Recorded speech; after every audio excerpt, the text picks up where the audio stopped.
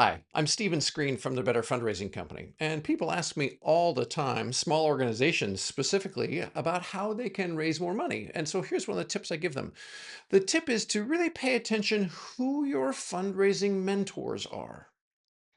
Here's what I mean by this. Most smaller organizations sort of choose two or three other organizations that they kind of model their fundraising after. It's usually because those organizations look cool or they like the way they sound or there is a resonance there for whatever reason.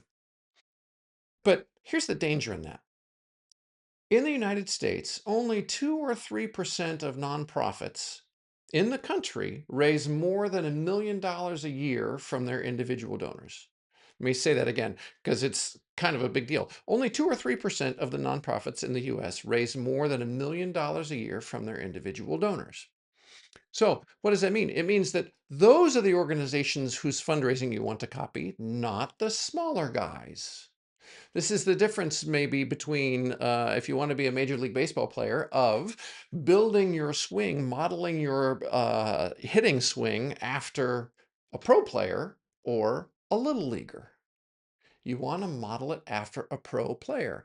And so the specific advice that I give to smaller nonprofits is find a couple nonprofits that are raising between $1 million a year from their individual donors and $5 million a year from their individual donors and model your fundraising off of those organizations. That's because those organizations have learned a lot of hard lessons to get that big about how often to be communicating with their donors, what types of things to say, how to format, what to focus your fundraising on. All those things matter. That's who to focus on. That's who to model, excuse me. You don't want to model after the really big organizations, though, raising $50 million a year, $250 million a year, because those organizations have some advantages from scale that are not applicable to smaller organizations.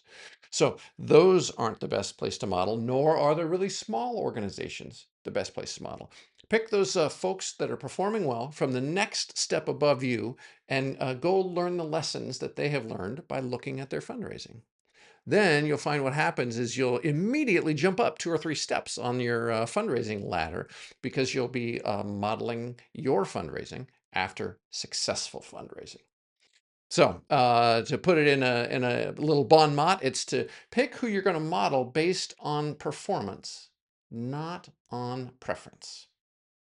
Okay, I hope that's helpful. And if you want any help with your fundraising, feel free to get in touch. We'd love to help.